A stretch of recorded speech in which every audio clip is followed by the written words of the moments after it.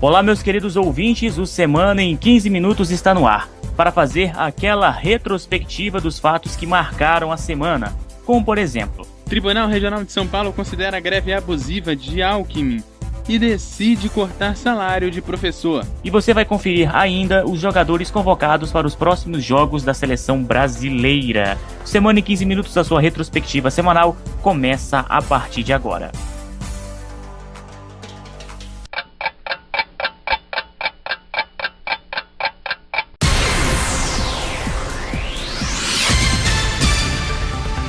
Começamos o Semana em 15 Minutos falando sobre o órgão especial do Tribunal de Justiça de São Paulo, que considerou abusiva a greve dos professores da rede estadual, ocorrida entre março e junho. O órgão especial do Tribunal de Justiça de São Paulo considerou abusiva a greve dos professores da rede estadual, ocorrida entre março e junho. Os desembargadores julgaram improcedente a ação de dissídio coletivo movida pela APOSP, Sindicato dos Professores do Ensino Fundamental de São Paulo, principal sindicato da categoria, que solicitava reajuste salarial, melhores condições de trabalho e o reconhecimento da legalidade da greve. Segundo nota do governo do estado, com a decisão, os dias parados serão descontados. A obrigação do pagamento, entretanto, foi garantida em liminar do STF, Supremo Tribunal Federal, do dia 2 de julho. Na decisão, o Supremo assegura o pagamento nas situações em que o serviço poderá ser prestado futuramente por meio de reposição das aulas, como ocorre. Até agora, o governador Geraldo Alckmin, do PSDB, não concedeu reajuste salarial para este ano. O governo também não informou se haverá reajuste e qual será o percentual. Durante a paralisação, Alckmin havia sustentado que a data base da categoria era 1º de julho, e haveria uma proposta, o que ainda não ocorreu.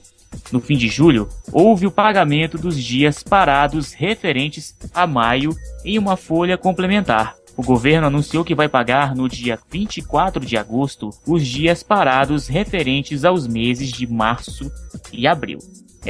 É o governo tendo problemas com dinheiro e também cortando gastos, e os funcionários públicos, sendo eles professores e até mesmo pessoas que exercem outras áreas públicas, passando por problemas. E o presidente do Senado, Renan Calheiros, do PMDB de Alagoas, apresentou ao governo um conjunto de propostas e medidas para enfrentar a crise econômica. O ministro ainda se reuniu na última segunda-feira com os ministros da Fazenda, Joaquim Levy e Nelson Barbosa.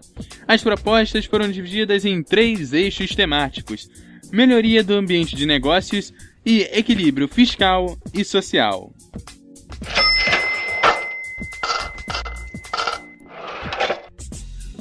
O dólar fechou em queda 0,87% na última sexta-feira do dia 14, para 3.483 na venda. Tá bom para você, Eduardo? 3.483 na venda? Com isso, a moeda norte-americana encerra a semana com desvalorização de 0,71%, interrompendo uma sequência de 7 semanas seguidas de avanço.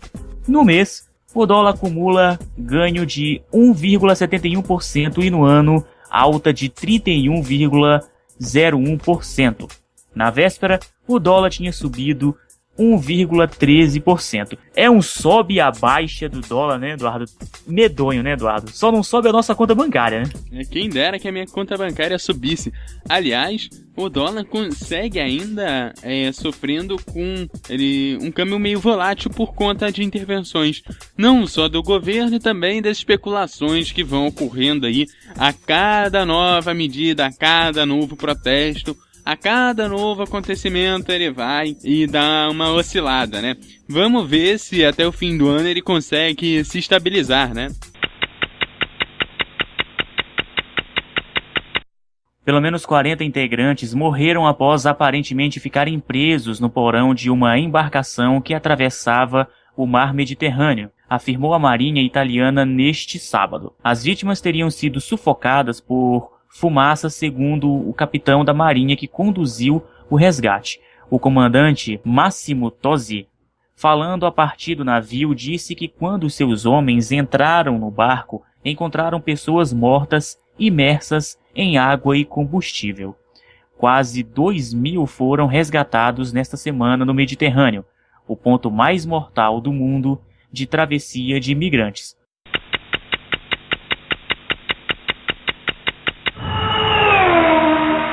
A Índia enviou um comunicado para a imprensa nesta sexta-feira, na qual confirma a saída de pista de Fontana do calendário 2016 da categoria.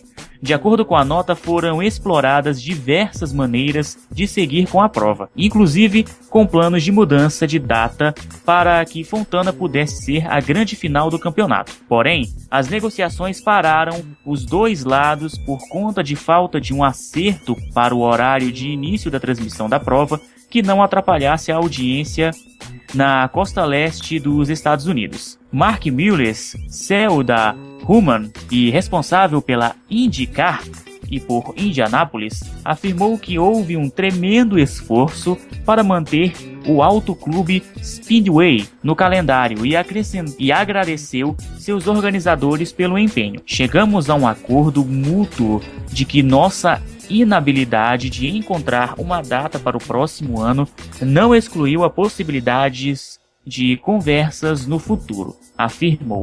É o seguinte, Eduardo, é uma briga em que cada um puxa para o lado, né? Até os direitos de TV entram no meio, né? Pois é, e um problema maior que eu vejo nisso é que a Indy já perdeu a Indy Brasil por conta dos acontecimentos que ocorreram no início desse ano, né? Eu acho que o público do Semana em 15 foi até informado sobre isso. E também, agora nos Estados Unidos, mais uma pista vai sendo perdida, ou seja, parece que a Indy está entrando numa crise de circuitos, né? Circuitos envolvendo tudo, envolvendo dinheiros, envolvendo acordos, né, entre o pessoal, o departamento de marketing, né, da corrida e também os direitos de TV, né? Brasil! Emoção e recorde absoluto! O Brasil ultrapassou até as marcas alcançadas no Rio de Janeiro em 2007, quando foi anfitrião do evento. O resultado histórico foi impulsionado pela conquista de 16 medalhas na natação e 18 no atletismo, com brilho e união nas provas dominadas pelas velocistas cegas. Houve muita emoção no vôlei antes mesmo da final e motivo de alegria em dobro para a Natália Maiara do tênis. Depois da chuva e ver o mascote Pache se arriscar com as raquetes, a jovem atleta sagrou-se campeã individual e foi escolhida para ser a porta-bandeira do Brasil na cerimônia de encerramento dos Jogos Pan-Americanos. E agora vamos ver como é que o Brasil ficou aí no quadro de medalhas, né? O Brasil fechou na liderança com 107 medalhas de ouro, 74 de prata e 74 de bronze, totalizando 255 medalhas. O Canadá veio logo atrás com 49 de ouro, 62 de prata, 54 de bronze e 165 no total. Os Estados Unidos ocupam a terceira colocação com 39 de ouro, 49 de prata e 39 de bronze e 132 medalhas.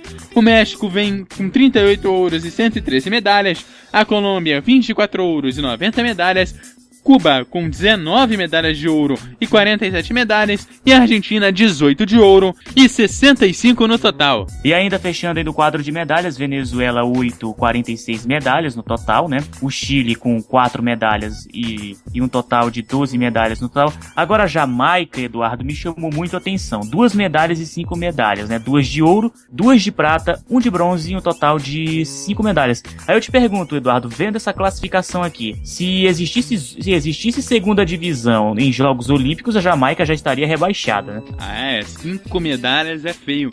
Nas Olimpíadas isso acontece com mais frequência, até devido ao número de países, né? Tem países que não conseguem classificação só para um ou dois esportes e acabam vencendo nesse esporte, né? Então é um pouco mais fácil a gente ver uma situação parecida com essa, o que não é tão comum assim nos Jogos Pan-Americanos. Agora, sabe o que mais me impressiona, Eduardo? É que nos Jogos Paralímpicos, né? O Brasil está bem representado, por sinal, viu? O Brasil ocupando aí, fechando com chave de ouro na primeira colocação com 107 medalhas de ouro, um total de 255 medalhas, bem à frente aí do Canadá, bem à frente dos Estados Unidos, disparou mesmo no total de medalhas, né? Fizeram bonito nossos atletas paralímpicos, né? Eu acho que o pessoal que tem os membros todos completos, né? O pessoal que se diz bom, né? Bom em tudo, que não tem nenhuma deficiência nem física, muito menos visual, tem que aprender com esse pessoal aí da Paralimpíada, viu? E que, por sinal, são bem mais determinados do que nós, viu? É verdade, né? Dá pra observar aí, são 50 medalhas aí, né? Mais 50 medalhas de ouro de diferença. E 100 mais, não, quase 100 medalhas aí no total de diferença aí do Brasil pro Canadá, que é o segundo colocado. Então mostra o quanto que a gente vem com força. Eu espero realmente que para as Olimpíadas e para as Paralimpíadas a gente venha com uma força, né, tão grande quanto a gente teve no PAN, né? Conseguindo uma terceira colocação no PAN. Espero que a gente fique ali entre os 5 primeiros nas Olimpíadas, e no Parapan, ficando aí na liderança, que a gente consiga ali também beliscar ali vamos colocar assim, um lugar no pódio. Ah, com certeza. Então, de qualquer forma, parabéns aí aos nossos atletas paralímpicos que fecharam aí com chave de ouro na primeira colocação do quadro de medalhas, os Jogos Pan-Americanos de Toronto 2015. Agora vamos ao futebol. Futebol é arte. Futebol.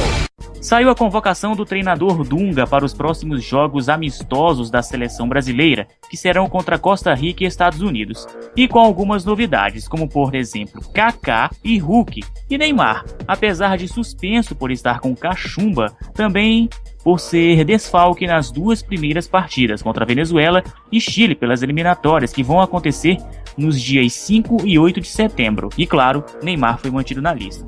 Vamos a listas, meus queridos. Vamos à lista das figuras que foram convocadas por Dunga.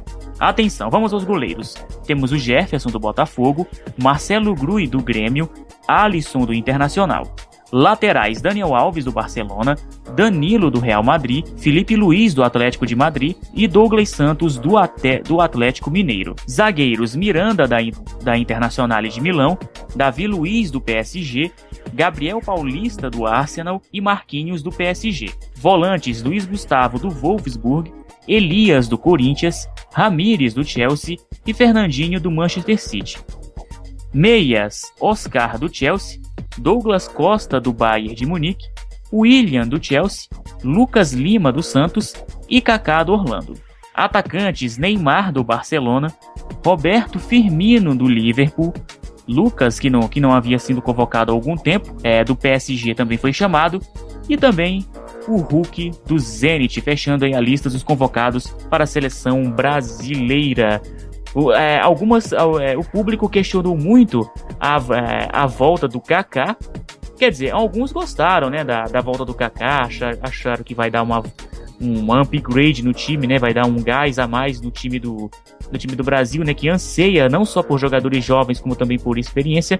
E não para por aí, né, Eduardo, em relação a convocações de jogadores? Não para não, olha só. Um dia depois de anunciar a lista da seleção brasileira principal, o Dunga divulgou a convocação para o time olímpico para um duelo contra a França no dia 8 de setembro. Em parceria com Rogério Micali e o auxiliar Andrei Lopes, o comandante de seleção canarinha chamou 12 jogadores que atuam no Campeonato Brasileiro, além de atletas que já se destacaram no futebol europeu. Olha só, nos goleiros, Ederson do Benfica e Jean do Bahia, como zagueiros, Lucão de São Paulo, Marlon do Fluminense, Wallace do Mônaco e Rodrigo Eri do Milan. Os laterais, Fabinho do Mônaco, Maicon do Livorno, Wendel do Bayer Leverkusen, Jorge do Flamengo. Como volantes, Rodrigo Caio do São Paulo, Lucas Silva do Real Madrid, Otávio do Atlético Paranaense, Eduardo Henrique do Atlético Mineiro.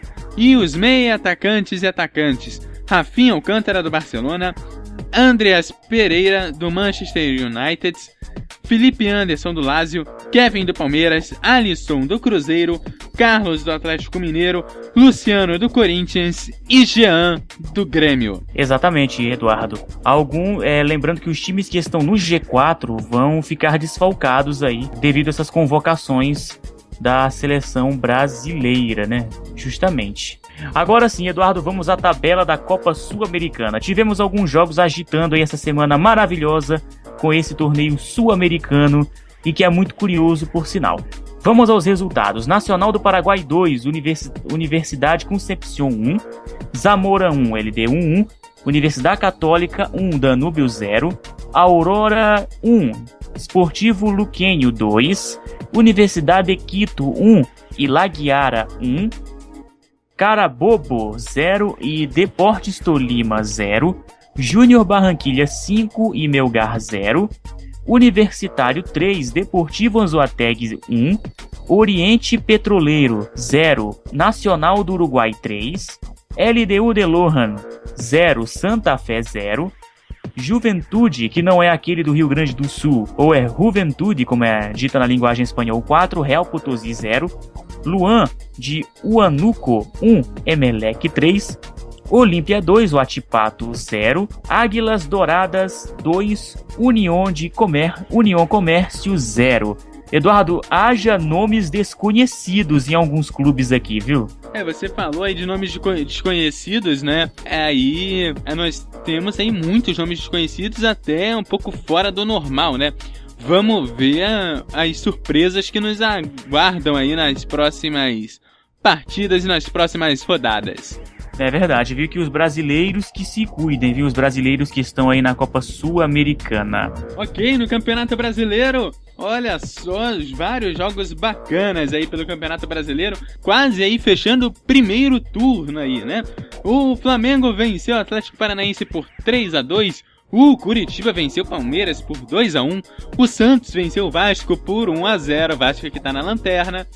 Goiás 0, Chapecoense 0, Corinthians 4, Sport 3, Internacional venceu o Fluminense por 1-0, São Paulo venceu o Figueirense por 2-0, Ponte Preta venceu o Avaí em casa por 2-0, o Atlético Mineiro perdeu em casa pro Grêmio por 2-0, e o Joinville pegou o Cruzeiro, chacoalhou o Cruzeiro, bagunçou o coreto lá do Cruzeiro fazendo 3-0 em casa. Que coisa, hein, Eduardo? Que surpresa, né? O Cruzeiro me perder dessa forma pro Joinville, viu? Foi a rodada da zoeira essa, tecnicamente, viu?